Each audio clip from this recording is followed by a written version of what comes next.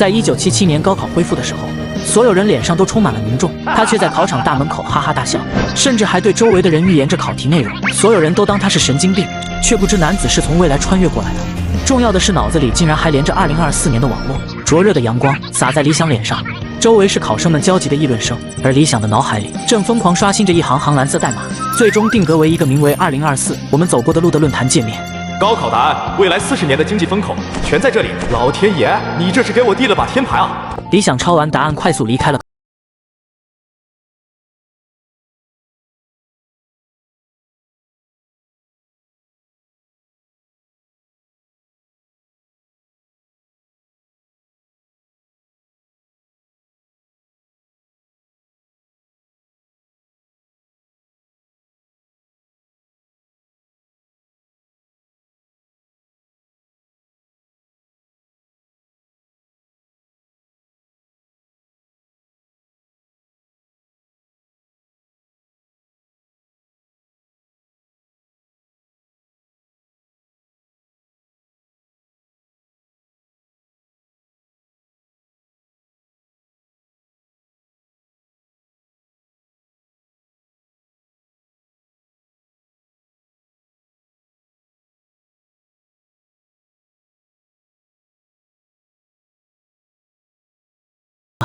根据论坛里一个骨灰级军迷的帖子，一本被当成废纸处理的军事小说，其实是一份超前的半导体技术构想，而那批废纸就在城南这个废品站里。李想走进收购站，空气中弥漫着旧报纸和金属锈蚀的混合气味。小山市的废品堆里，一个角落堆满了泛黄的外文书刊。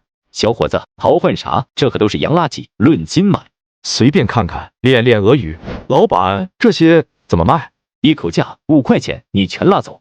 5块，我兜里就剩3块2了。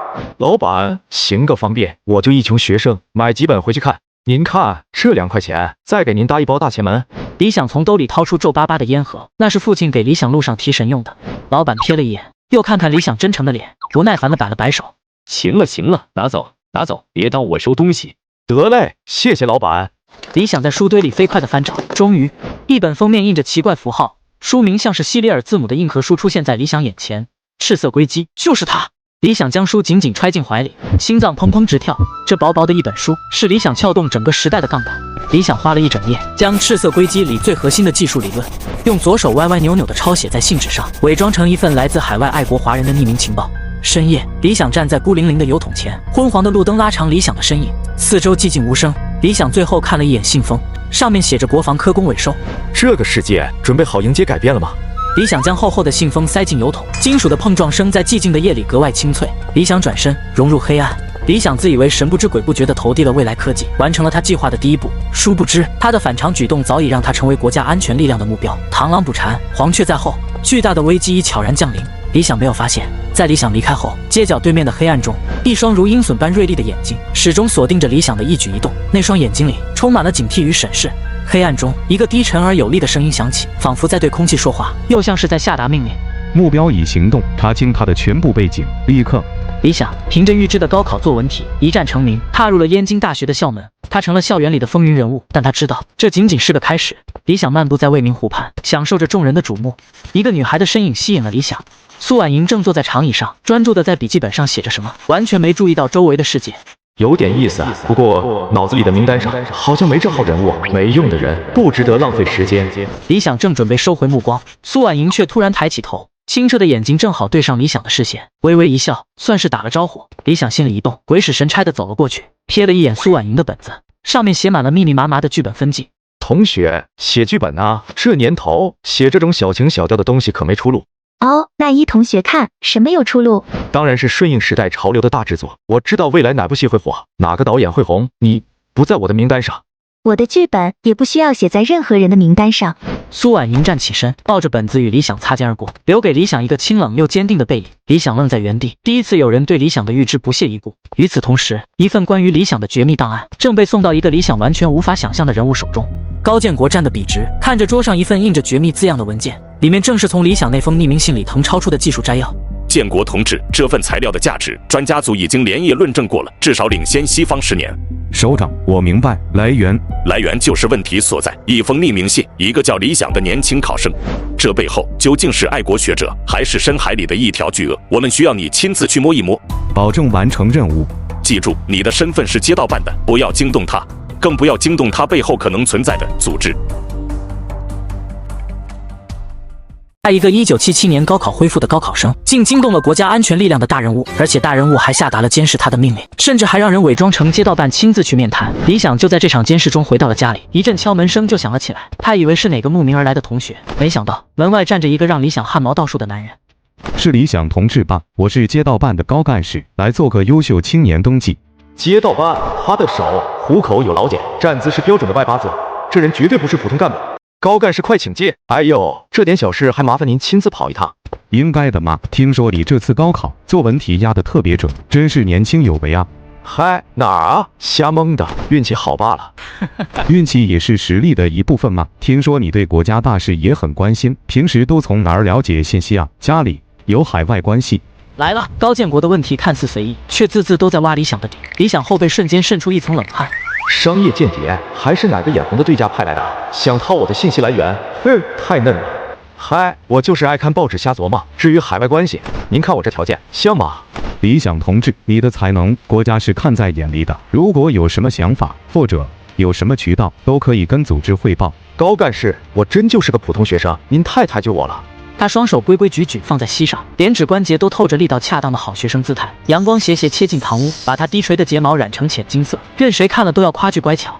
高建国没再多问，登记了几句就起身告辞。李想送他到门口，看着他消失在胡同口，李想嘴角那抹为送客而挂上的温度恰好的笑容，如同被这阵风冻结了一般，一点点凝固，继而寸寸碎裂剥落，最后只剩下冰冷的锐。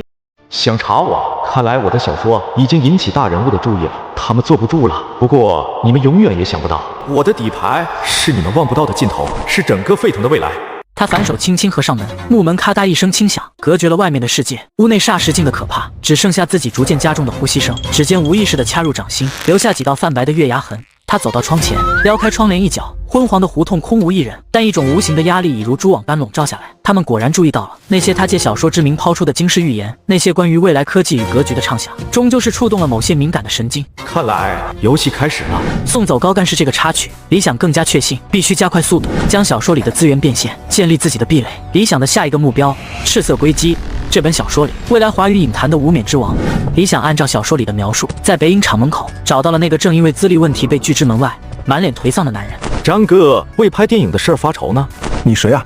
一个能让你拍上电影的人。我想投资你拍一部，不，拍很多不能拿大奖的电影。投资我？哼，小兄弟，别拿我开涮了，我现在连摄影助理都干不上。因为他们都是瞎子，看不到你的才华，但我看得到。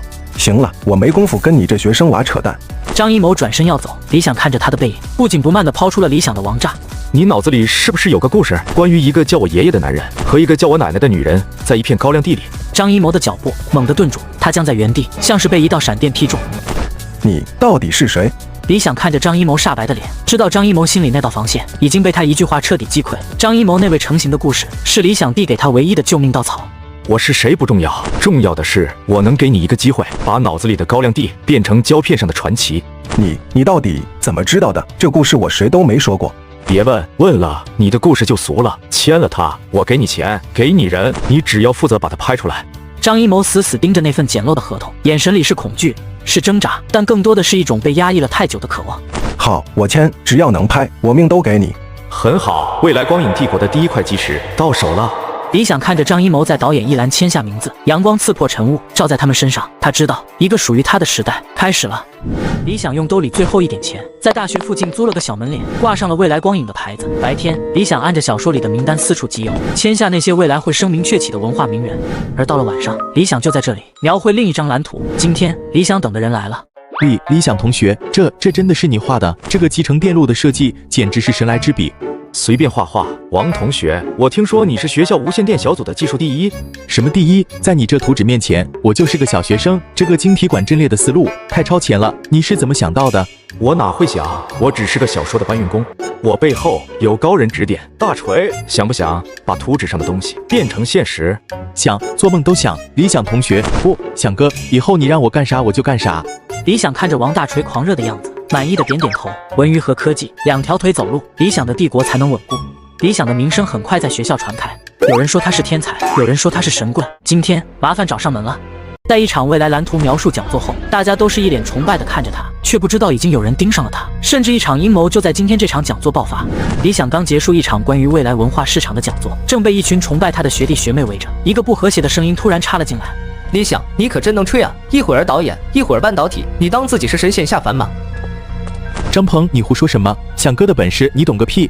大家别被他骗了，他就是个投机倒把的骗子，靠着不知从哪儿抄来的东西故弄玄虚。你们的钱投给他，早晚血本无归。人群开始骚动，窃窃私语声像针一样扎过来。理想看到苏婉莹也站在人群外围，静静地看着他，眼神复杂。跳梁小丑，不过也好，正好借你这块石头垫高我的神坛。说完了。怎么被我说中了？心虚了？各位是不是骗子？不用嘴说，我们用事实来验证。理想抬起手腕，看了看表，时间刚刚好。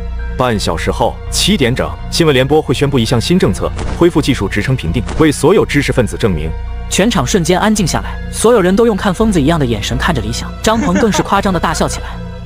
你疯了吧？这种国家大事也是你能预言的？你要是说对了，我当众管你叫爹。我可没你这么蠢的儿子。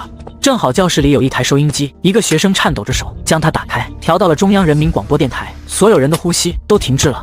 收音机里新闻联播的开始曲准时响起，时间1分1秒过去，每个人的心都提到了嗓子眼。播音员那沉稳的声音，此刻仿佛是命运的审判。今日，国务院发布通知，为调动广大知识分子的积极性，决定在全国范围内正式恢复技术职称评定工作。当技术职称4个字从收音机里传出的瞬间，整个教室死一般的寂静。下一秒是山呼海啸般的惊呼和倒吸冷气的声音。神了，真让他说中了！我的天，他到底是什么人？未卜先知啊，这是！所有的目光惊骇、崇拜、难以置信，齐刷刷地聚焦在理想身上，仿佛在看一个降临人间的怪物。而张鹏脸上的讥讽还僵着，血色却已瞬间褪尽。他腿一软，扑通一声瘫坐在地，眼神空洞。不可能，这怎么可能？一片混乱中，苏婉莹走到我面前，她的眼神清澈又锐利，像一把能剖开人心的刀。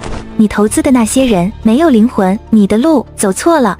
理想嘴角那抹因胜利而扬起的弧度微不可察地僵了一下，他看着她，这个总是与周遭格格不入的女孩，眼底没有丝毫被说中的动摇，只有一种燕雀安知鸿鹄之志的不以为然。他没有反驳，甚至没有停留，只是默然转身。苏婉莹没有动，也没有再开口，她就那样静静地站在原地，看着那个刚刚创造了神迹的背影，在众人敬畏的注视下，一步步走出教室，走入走廊的昏暗光线中，最终缓缓消失。她的目光里没有众人的狂热，只有一种深沉的了然的忧虑，仿佛已经看到了那条看似辉煌之路的尽头是何等的荒芜。理想以为手握未来剧本就能呼风唤雨，但现实却开始朝他露出獠牙。理想的资金快见底了。想哥，不行啊，又烧了！你给的那个赤色硅基图纸理论上是完美的，可咱们根本找不到能承受那种功率的材料。材料？小说里没说材料有问题。继续试，钱的事我来想办法。可是想哥，我们账上……王大锤的话没说完，桌上的电话就刺耳的响了起来。理想一把抓起听筒，是张一谋打来的。喂，老张，怎么样了？理想，厂里那帮老家伙把本子给毙了，说我拍的什么玩意儿，又土又野，不符合主流，要我改，这怎么改？毙了？不可能，这可是未来的传世经典，剧本出了偏差，不准改，一个字都不准改。他们懂个屁！按我说的拍，出了事我担着。理想挂断电话，胸口剧烈起伏。王大锤和张一谋，他布下的2条线同时卡壳了。理想一拳砸在桌上，第一次感觉到了失控的恐慌。理想心烦意乱地走出办公室，想去图书馆查点资料，找解决问题的线索。刚到门口，一个人拦住了理想。是理想同志吧？有您一封海外的加急电报。他递过来一个黄色的信封，我的心咯噔一下，瞬间沉到了谷底。海外？我这辈子连国都没出过，哪来的海外关系？这是个套，是上次那个高干事。理想没有立刻去接，目光飞快地扫过眼前的邮递员。他的制服很新，但手腕上却有一块军用手表，眼神太平静了，平静得像一潭死水。理想脑子里疯狂闪过论坛谍战小说区里一个置顶热帖，王牌特工的108种反侦查技巧，其中一条就是信使陷阱。理想同志，请签收。不能借，信封上可能有显影粉末。不能问，问就是心虚，必须让他自己露出破绽。哎呦，师傅辛苦您了，不过您可能找错人了。没错啊，燕京大学理想，名字是没错，但我们学校叫理想的有3个呢。您这上面没写院系，我可不敢乱收，万一耽误了别人的大事，我担不起啊。这您再核实，或者去教务处查一下。辛苦了啊。李想没再给他说话的机会，转身就走，插着兜，吹着口哨，装作若无其事地走进了图书馆。直到后背完全离开他的视线，李想才发现他的衬衫已经被冷汗浸透了。李想在湖边坐了很久，才把刚才的惊魂压下去。看来他已经彻底被盯上了。一阵风吹过，几张稿纸飘到了李想的脚边。李想捡起来，看到上面写满了剧本台词，字迹娟秀。一抬头，才发现苏婉莹就坐在不远处，神情落寞地看着湖面。他发家的预知能力骗了他，不仅未来科技全是漏洞，而且后世封神剧本也全被退，甚至还遭受到了神秘组织的试探。逃脱后在湖边做着押金，几张稿纸飘到了李想的脚边，一抬头才发现苏婉莹就坐在不远处。你的，谢谢。又被退稿了。电影厂的老师说我写的东西太真实，太消极了。这个时代需要的是英雄，是高昂的口号，不是我笔下那些在泥潭里挣扎的小人物。看着他失落的样子，李想心里莫名的动了一下。或许是出于刚才死里逃生的后怕，李想竟有了一丝同病相怜的感觉。算了，反正他也不在我的名单上，提点一句也无妨。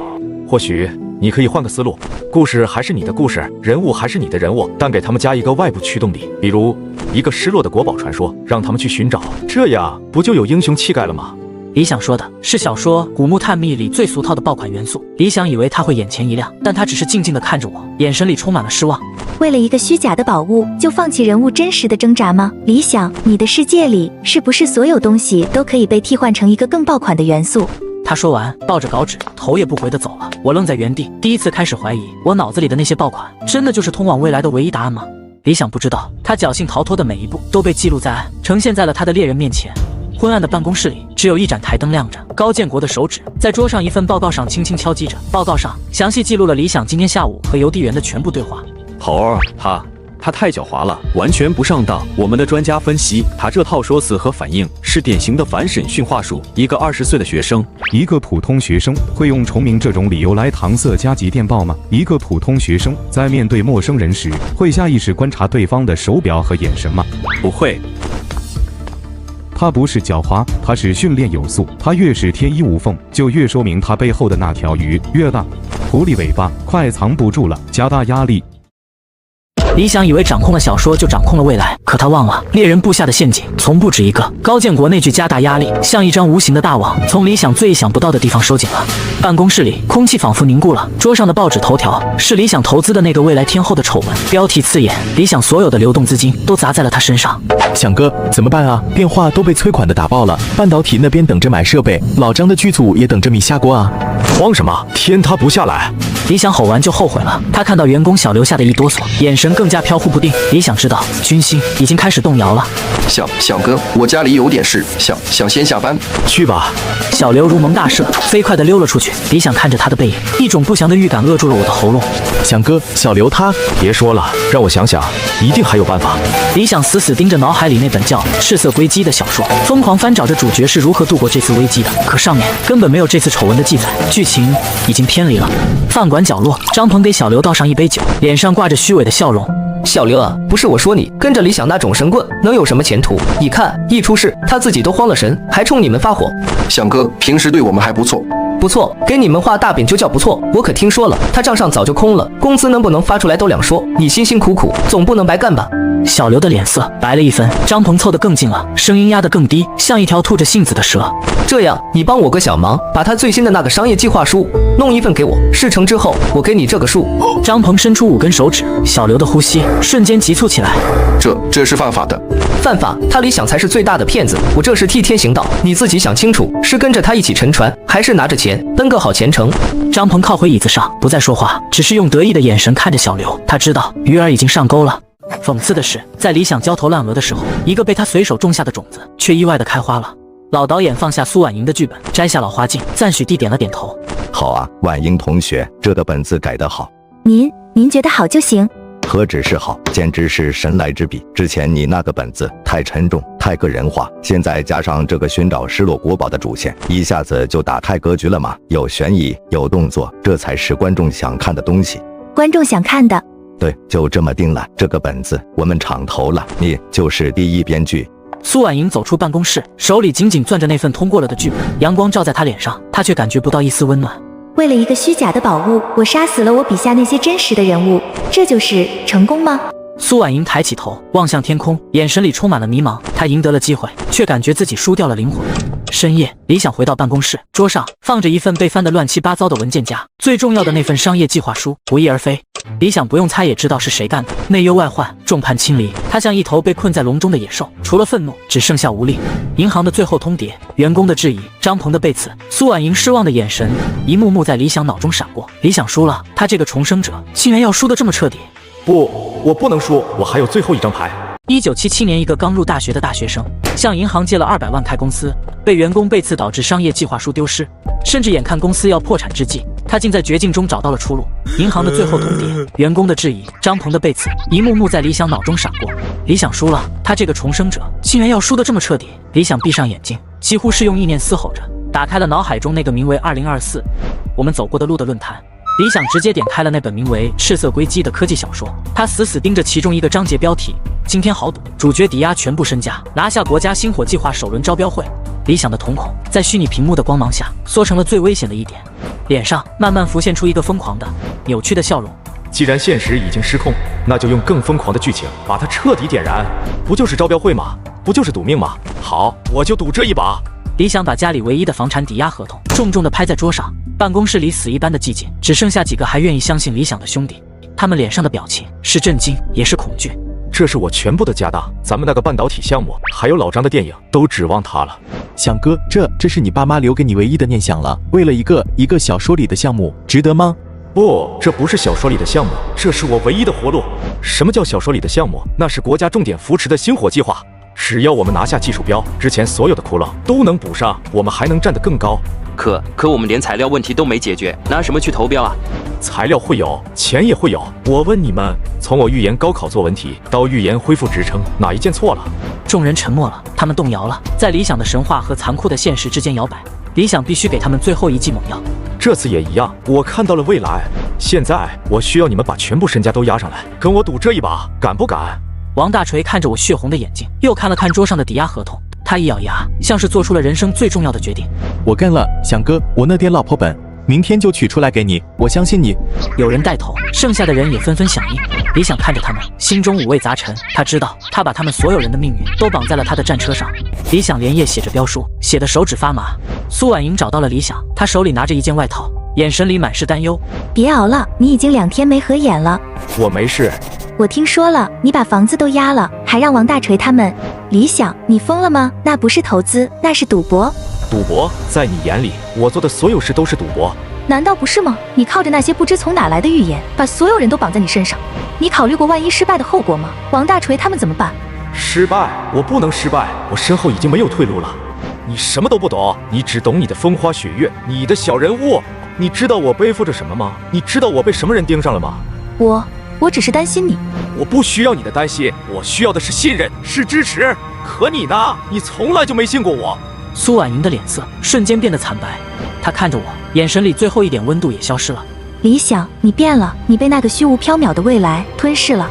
她说完，转身决绝地走入黑暗。我伸出手想抓住什么，却只抓到一把冰冷的空气，巨大的孤独瞬间将我淹没。你不懂，这是我们唯一的机会。高建国的手指重重地敲在一份文件上，标题是关于理想及其未来光影公司申请参与星火计划招标的紧急报告。头儿确认了，他不仅参与，还提交了一份技术方案，里面的部分构想和我们之前收到的那份匿名情报高度重合。从匿名信里的超前技术，到这次直接染指国家核心项目，狐狸的尾巴终于藏不住了。他的意图很明显，就是想借着这次招标会接触到我们项目的核心人员和机密资料。他背后的组织给了他很大的支持，不惜血本也要把这颗棋子钉进我们的心脏里。好大的手笔也好，省得我们一个个去挖了。通知下去，招标会现场外松内紧，所有参会专家、工作人员全部进行2次政审，布下天罗地网。是。等他一上台开始阐述他的技术方案，就立刻收网，人赃并获。招标会当天，李想穿上了这辈子第一身西装，他站在台下，看着前方那扇厚重的大门，深吸一口气，门后是他的审判场，也是他的重生之地。王大锤用力拍了拍李想的肩膀，眼神里充满了信任和鼓励。李想回头对他笑了笑，告诉他，也告诉自己，我们能赢。下一位，未来光影公司代表李想先生，请上台阐述方案。李想整理了一下领带，迈着前所未有坚定的步伐，走向那个聚光灯下的讲台。他的身后是王大锤他们充满希望的目光。李想的对面是几位国家级评审专家，他们面无表情，眼神冰冷的像手术刀。李想没有看到，在会场最不起眼的角落，几个便衣人员已经悄然就位。在2楼的监控室里，高建国正举着望远镜，死死地锁定着李想。李想站定在讲台前，握紧了麦克风，正准备开口，说出那句练习了无数遍的开场白：目标已就位，行动。李想激情澎湃地阐述着那个来自未来的跨时代技术方案，每一个数据，每一个论点，都仿佛是早已镌刻在他灵魂里的真理。台下的王大锤激动得满脸通红，攥紧了拳头。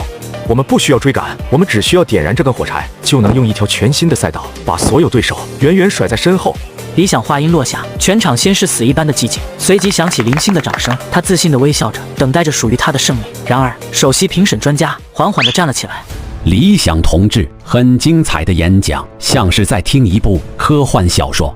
钱老，您……我只问一个问题，你的方案核心是利用量子隧穿效应来解决高功率下的散热问题，对吗？是的，这是我们方案的精髓。年轻人想象力是好的，但你为了解决散热，凭空创造了一个能量守恒都无法解释的物理学悖论。悖论？小说里没写过这个。按照你的理论，能量会在隧穿过程中凭空湮灭，你这是要改写物理学的根基啊！我宣布，这份方案是毫无根据的幻想，纯属纸上谈兵。李想僵在台上，他下意识地看向台下，王大锤目瞪口呆地站着，脸上的崇拜已经碎成了千万片迷茫和震惊。而在人群的角落里，张鹏的脸上绽放出毫不掩饰的得意的笑容，他甚至对我做了一个口型：骗子。不可能，小说里不是这么写的，主角明明成功了，为什么？2楼监控室里，高建国冷冷地看着台上一片混乱的李想，拿起了对讲机，收网。高建国身边的几个便衣正要起身行动，一个下属却神色慌张地冲了进来，在他耳边急促地说了几句。头儿，刚收到的情报，我们派去港岛的人查到了，那个给李想汇款的海外关系是苏婉莹的姑妈，而且资金来源完全合法。什么？还有张艺谋的电影刚刚拿到了海外电影节的入场券。高建国愣在原地，举着对讲机的手停在了半空中，他看着台下那个失魂落魄的年轻人。难道真的只是个运气好到逆天的天才？李想不知道自己是怎么离开会场的，他像个幽灵一样飘回家，把自己重重地摔在椅子上。为什么骗我？你不是无所不能的系统吗？为什么小说里的情节是错的？回答我！李想调出那个熟悉的论坛界面，他死死地盯着赤色硅基的帖子，每一个字都像是在嘲笑他的愚蠢。一定有什么地方不对，一定有我没注意到的细节。李想的目光像无头苍蝇一样在虚拟屏幕上乱撞，最后鬼使神差的停在了页面最下方那个毫不起眼、他从未在意过的灰色链接上。那行小字是关于本站。李想的手指颤抖着点了上去，页面跳转，没有复杂的设计，没有多余的文字，只有一行字孤零零地显示在屏幕中央，每一个笔画都像一把烧红的烙铁，狠狠地烫进了他的眼睛里。屏幕上的那行字清晰无比：欢迎来到我们走过的路架空历史小说网。李想回到出租屋，把自己锁在黑暗里。原来他不是重生者，他只是个小偷，偷了一本盗版书，还把它当成了圣经。外面传来疯狂的砸门声。李想，开门，欠债还钱，天经地义。再不开门，我们就把门踹了，你以为躲得掉吗？踹吧，反正一切都完了。李想蜷缩在墙角，用双手死死捂住耳朵，却挡不住那一声巨响。门被踹开了，但他看到的不是债主狰狞的脸，是王大锤。他站在门口，浑身都在发抖，眼睛红得像要滴出血。他身后是那些被李想拖下水的兄弟。想哥，不，李想，他们说的都是真的吗？什么狗屁星火计划，什么赤色硅基，都是你编出来骗我们的，对不对？李想看着王大锤那张憨厚的、写满了背叛和痛苦的脸，一个字也说不出来。我把我的老婆本、我爸妈的养老钱全都给你了，我跟所有人说你是我这辈子最佩服的人，可你呢？王大锤从怀里掏出一块烧焦的电路板，那是他们熬了无数个通宵的心血。他狠狠地将它摔在我脚下，摔得粉碎。李想，我真是瞎了眼。王大锤转过身，头也不回地走了。他身后的人用那种混杂着鄙夷和怜悯的目光，最后看了李想一眼，也跟着离开了。李想瘫在地上，看着那堆电路板的碎片，就像看着他自己分崩离析的心。这时，门口又出现一个身影，带着李想最不想听到的声音：“哎呦呦，这不是咱们的预言家李想同学吗？怎么未来没告诉你今天会这么惨啊？”张鹏像欣赏一件艺术品一样打量着屋里的一片狼藉和李想这个狼狈的失败者。哥，我为什么要滚？我得好好看看一个骗子是怎么被打回原形的。啧，看看你这副德行，跟条狗一样。张鹏从兜里掏出几张皱巴巴的钞票，轻蔑地扔在李想脸上。拿着，赏你的，也算是我这个胜利者对你这个失败者的施舍。以后在燕京，别让我再看见你。顺便告诉你，你的商业计划书是我卖给对家的，滋味如何啊？张鹏直起身，发出一阵畅快淋漓的大笑，转身扬长而去。李想躺在冰冷的地板上，窗外的雨声像是整个世界在为他哭泣。李想闭上眼睛，感觉自己正在一点点沉入无尽的深渊。就这样吧，结束了。就在李想万念俱灰的时候，那扇被踹坏的门发出吱呀一声轻响，被人轻轻地推开了。一缕温暖的灯光从门缝里照了进来，驱散了屋里的一角黑暗。李想费力地睁开眼，看到了苏婉莹。苏婉莹背着一个大大的帆布包，像是她全部的行李，手里还端着一碗冒着热气的粥。她静静地看着李想，眼神里没有怜悯，没有嘲笑，只有一种平静。门口碰上房东，说你下个月可能就不住了，正好我也没地方去了。来看我笑话，如你所愿，我现在烂透了。不是来看你，是来跟你搭个伙。搭伙？跟我一个废物搭什么伙？苏婉莹，你清醒一点。我清醒得很。这算什么？同情还是可怜我？理想，人要吃饭，天经地义。我饿了，你也饿了，所以我们一起吃饭，就这么简单。他的话像一把温柔的钥匙，猝不及防地撬开了他冰封的心房。李想猛地低下头，滚烫的泪水终于决堤，砸在自己肮脏的手背上。我完了，我已经什么都没有了。李想的视线瞬间被泪水模糊了。李想看着苏婉莹，看着那碗粥，感觉自己冰封的心被烫开了一道裂缝。一辆黑色轿车悄无声息地停在未来光影公司楼下。高建国推门下车，撑开一把黑伞，独自站在雨幕中。他抬起头，目光穿透细密的雨帘，落在公司大门那交叉贴着的刺眼的白色封条上。资金链断裂，技术方案被证伪，核心团队分崩离析，证据链完美无缺，一切都指向一场彻头彻尾的拙劣的骗局。他的脑海中不受控制地闪过李想在招标会上的样子，那表情不像一个被戳穿骗局的演员，更像一个信念崩塌的信徒。太明显了，所有这些线索都像是被精心摆放好，直接送到我面前的。可一个处心积虑能布下如此棋局的组织，会用这么一场堪称狼狈的失败来收场吗？他们大费周章，就只是为了让一颗棋子当众出丑，然后让整个布局全盘崩溃，这不符合逻辑。他凝视着那扇被封死的门，仿佛能透过它看到里面空荡破败的景象。许久，他低沉的声音在雨声中几乎微不可闻，既像是质问，又像是自省。专业的情报行动讲究的是隐秘，是效率，是精准达成目标。可这不像是专业的手笔，这太混乱，太不计后果，太充满个人情绪了。这倒更像是一个拿到了错误情报，却坚信不疑，并因此陷入疯狂的疯子所为。雨声似乎在这一刻变得遥远。高建国站在原地一动不动，一个最根本的假设开始在他心中动摇。难道我从一开始就错了？我所以为的庞大阴谋，或许根本不存在。李想在谎言的废墟上躺了整整3天，是苏婉莹用一碗热粥把他从地狱的边缘拉了回来。他没问一句，只是默默地收拾着这个破碎的家和理想破碎的人生。阳光第一次照进这个屋子，李想拿起苏婉莹放在桌上的剧本，封面上是4个娟秀的字：无名浪花。李想第一次认真地读起了不属于未来小说的文字。李想一页页地翻着，像个溺水的人抓住了浮木，那里面没有金手指，没有预言，只有一个个在时代浪潮下挣扎、呐喊、爱着恨着的鲜活的灵魂。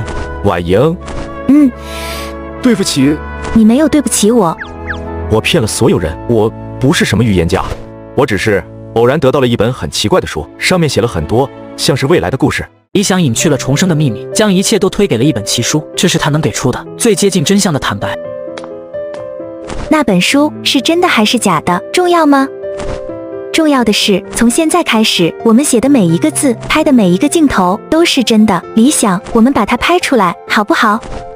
可我已经一无所有了，没钱，没人，名声也……不，你还有我，我们从零开始。想要从零开始，我必须找回我失去的一。李想打听了很久，才在这个满是机油味的角落找到了王大锤。他像躲瘟神一样躲着所有人。王大锤正埋头修理一台老旧的车床，听到脚步声，头也没抬。说了，这破机器修不好，换。王大锤看清是理想，剩下的话瞬间卡在喉咙里，他眼中的惊讶迅速被厌恶和警惕取代。你来干什么？来看我笑话吗？滚！大锤，我来道歉。道歉？你一句道歉能换回我爸妈的养老钱吗？理想，我这辈子最后悔的事就是认识你这个骗子。对不起，那本书是假的，我是个混蛋。王大锤愣住了，大概没想到理想会承认的这么干脆。理想没再多说，只是走到那台车床前，看着上面复杂的传动结构。是这里有问题吧？震动太大，精度总是不稳。跟你有什么关系？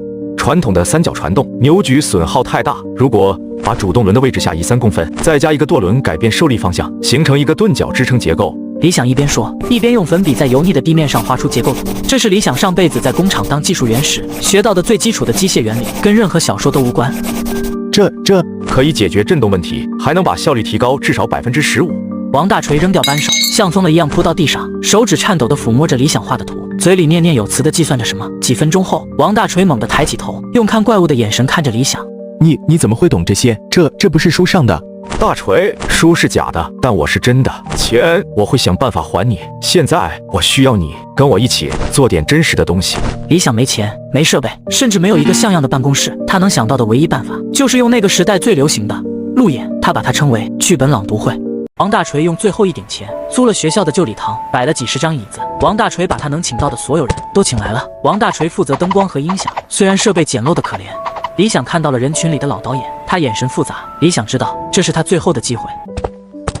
各位老师、朋友，晚上好。今天不谈未来，不谈风口，我只想给大家讲一个真实的故事。李想走下台，把舞台留给了苏婉莹。她穿着一身白裙子，在昏暗的灯光下，像一朵安静的浪花。她有些紧张，但当她开口的瞬间，整个世界都安静了。阿爸说，我们就像海里的浪花，生来就是要被拍碎在岸上的。可我不信，我想看看一朵无名的浪花到底能卷起多高的风。李想看到台下的人，从一开始的漫不经心，到逐渐坐直身体，再到眼眶湿润。李想看到王大锤这个铁打的汉子，在调音台后面偷偷抹着眼泪，更看到了那位老导演。他摘下了眼镜，专注地看着台上的苏婉莹，眼神里是掩饰不住的震惊和狂喜。朗读结束，全场寂静了3秒，随即爆发出雷鸣般的掌声。掌声中，老导演第一个站了起来，他没有看李想，而是死死盯着苏婉莹，声音洪亮地问出了一个让所有人都愣住的问题：姑娘，这个本子卖给我，我给你1万块。老导演的1万块投资像一针强心剂，让未来光影这个名字从废墟里重新站了起来。他们租下了大学旧礼堂的后台，作为新的起点，但理想的光芒很快就撞上了现实的冰墙。不行，想哥，这账我没法算了。1万块听着是多，可租场地、买胶片、请群演，哪样不要钱？这笔钱撒进去，连个响儿都听不见啊！大锤说的对，我们的剧本场景多，人物也多，要拍出来，这1万块只是杯水车薪。钱的事我来想办法，但是我们的技术研发不能停。还搞那个，想哥，咱们上次的教训还不够吗？那玩意儿就是个无底洞。上次是我错了，我信了一本假书，但这次我们信自己。大锤，你忘了你在车间画出的那个传动结构了吗？那才是我们真正的本事。王大锤被问的一夜，脸涨得通红，不再说话。李想的目光再次投向窗外，他没有告诉他们，从招标会那天起，他就感觉有无数双眼睛在暗中窥视着他的一举一动。来了，不管是想看我笑话的，还是想从我身上挖出点什么的，正好我正头没有观众。夜色中，一场关于理想的交易正在悄然进行。被欲望驱使的张鹏毫不意外地咬住了新的鱼钩。张先生，你上次提供的情报很有价值，我的老板很欣赏你。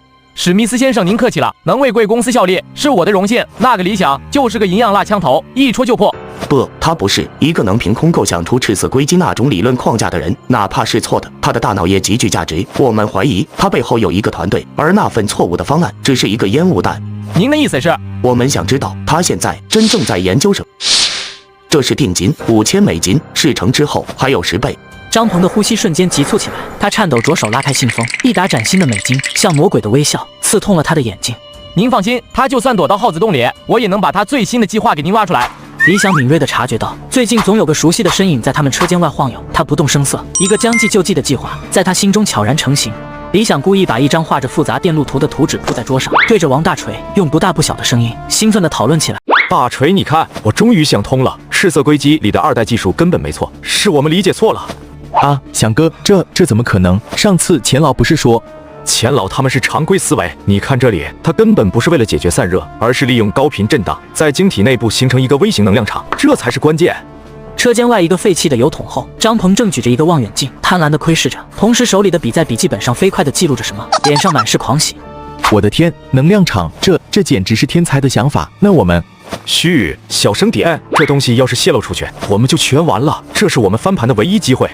张鹏见状，立刻缩回头，心脏狂跳，他感觉自己抓住了通往巨额财富的钥匙，迅速转身，消失在工厂的阴影里。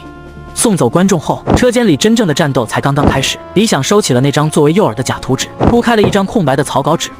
想哥，刚才吓死我了，我还以为你又魔怔了。张鹏那小子肯定上钩了。他只是条小鱼，我真正要钓的是拿着鱼竿的人。李想的笔尖在纸上飞舞，一个与下午那份图纸截然不同，但更加精妙、逻辑严谨的构架正在慢慢成型。王大锤在旁边看着，眼神从疑惑到震惊，最后变成了狂热的崇拜。想哥，这才是真正的。还不够，有些瓶颈，光靠我们2个想破脑袋也没用。李想忽然停下笔，闭上眼睛，他的意识沉入脑海，再次打开了那个架空历史小说网的界面。但他这次的目标不是小说正文，而是小说的评论区。他将一个最棘手的技术难题伪装成一个读者对赤色硅基情节的质疑，匿名发布了上去。关于主角在某某章节使用的冷核聚变技术存在逻辑 bug， 求作者解惑。来吧，我亲爱的未来读者们，用你们的智慧为我的故事填上最关键的一笔吧。几天后，李想出现在了潘家园的旧书摊。他知道那个代号高干事的男人每个周末的黄昏都会来这里，这是一场豪赌，赌的是一个上位者对自己智商的绝对自信。李想在一个书摊前假装翻书，眼角的余光锁定了那个正在不远处慢悠悠走来的身影——高建国。就在高建国即将走到这个书摊时，李想不经意地将一份用牛皮纸包裹的手稿掉在了地上，然后头也不回地汇入人流。书摊老板捡起手稿，随手就扔在了最上面一堆杂书上。高建国走到摊前，目光习惯性地扫过书堆，突然，他的视线被那份牛皮纸手稿上用钢笔写就的标题牢牢吸引住了。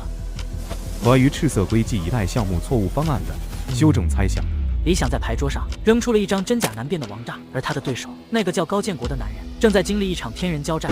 深夜的办公室，那份李想偶然留下的修正猜想手稿正摊在高建国面前。他身边的钱老，这位把李想骂得狗血淋头的专家，此刻却像个孩子一样，激动得满脸通红。天才，这是个不世出的天才。钱老，您确定这会不会是有一个陷阱？陷阱？什么陷阱能推导出这么完美的公式？你看这里，它不是修正，它是颠覆，它直接绕开了量子隧穿的死胡同，用谐振耦合开辟了一条全新的路。可他之前的方案就是一坨屎，可这份就是金子。建国同志，我不管他是什么人，我不管他背后是谁，我只知道这份东西能让我们国家的半导体进程至少缩短20年。高建国死死盯着那份手稿，又抬头看了看窗外的沉沉夜色。一个能写出狗屎的人，转头就拿出了黄金，他到底想干什么？这封投名状是递给谁的？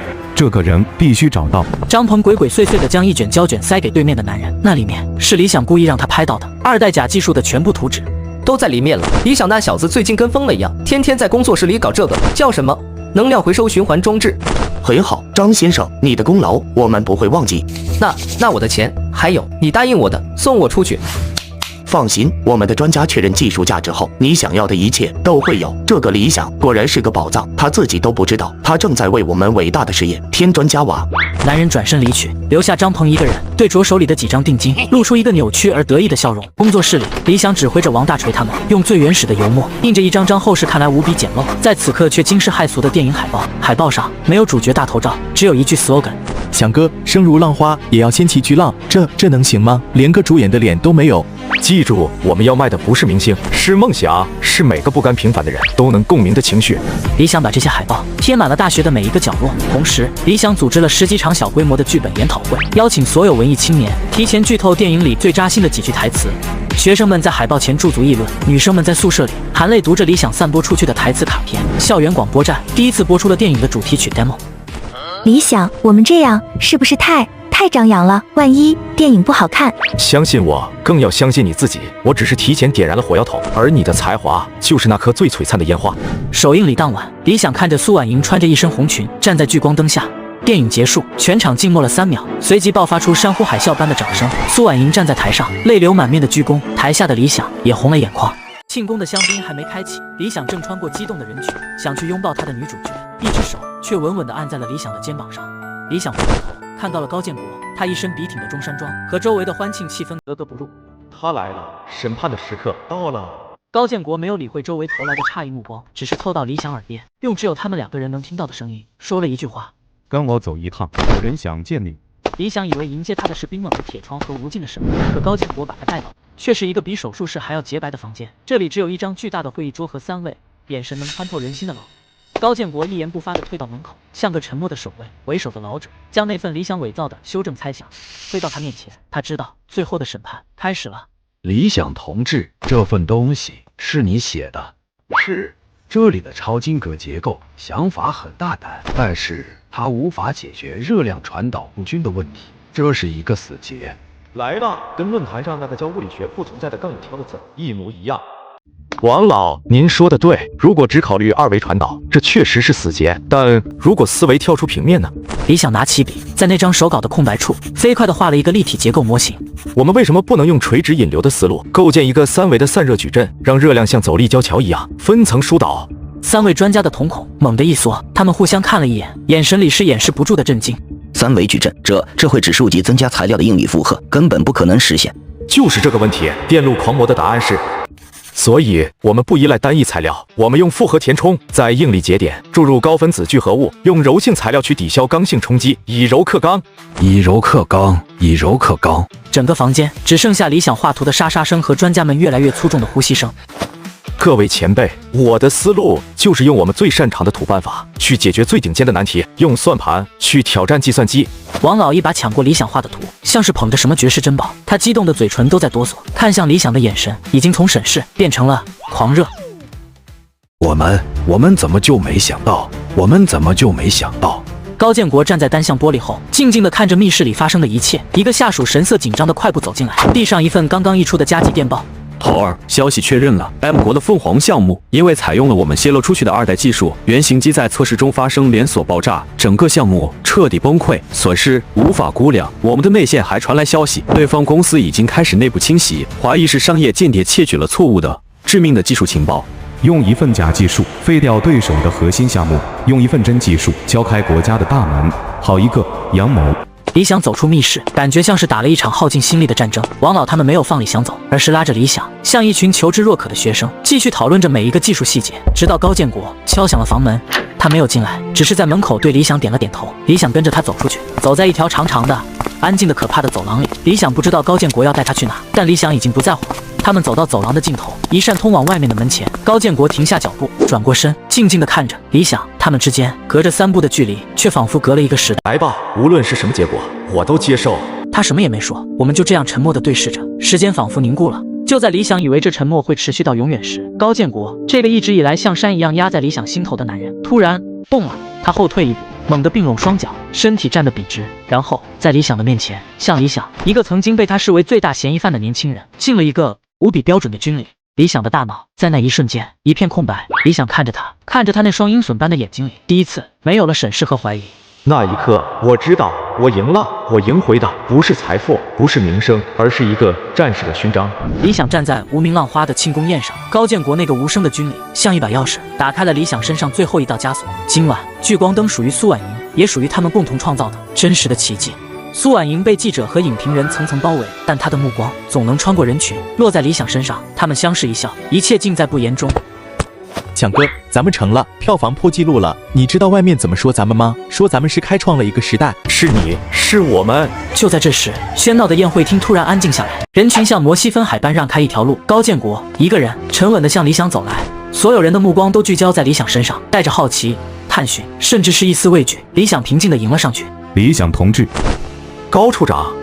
我代表国家某重点实验室正式邀请你担任实验室的荣誉顾问。理想愣住了，下意识地接过那份沉甸甸的聘书，上面荣誉顾问理想几个字像烙印一样烫眼。王大锤同志，你的技术评估也通过了，欢迎你作为核心成员加入我们。我也可以。国家需要你们这样的人才。他没再多说，只是深深地看了我一眼，转身准备离开。理想叫住了他。张鹏，怎么样了？证据确凿，以间谍罪被捕。他选择了一条不该走的路。理想看着他离去的背影，心中五味杂陈，一声叹息。敬那段荒唐的开始，也敬这个崭新的结局。理想和苏婉莹提前离开了喧闹的宴会，他们并肩走在江边，晚风吹起苏婉莹的长发，也吹散了理想心中最后一丝迷茫。对岸，城市的灯火正在一颗颗点亮，像一片正在崛起的星河。一切都好像一场大梦，从那个逼仄的出租屋，从那些靠着预支苟活的日子，到现在，真实的让人几乎不敢置信。几乎是出于一种习惯，或者说是一种仪式性的告别。理想下意识的在脑海中试图去凝视那个曾经无比熟悉，甚至决定了他命运走向的蓝色网站界面。然而这一次，那曾经清晰无比的界面，此刻却像被水浸泡过的旧报纸，所有字迹都晕染模糊，边缘不断闪烁脱落。他努力的集中精神，想要看清哪怕只言片语，但他却在他眼前加速变得透明稀薄，最终像一缕青烟，彻底消散于无形。没有挣扎，没有不甘，只有一种水到渠成的寂灭。他走了，不，或许更准确地说，是我不再需要他了。那条所谓的既定轨迹，那条属于书中人的路，我终于走出来了。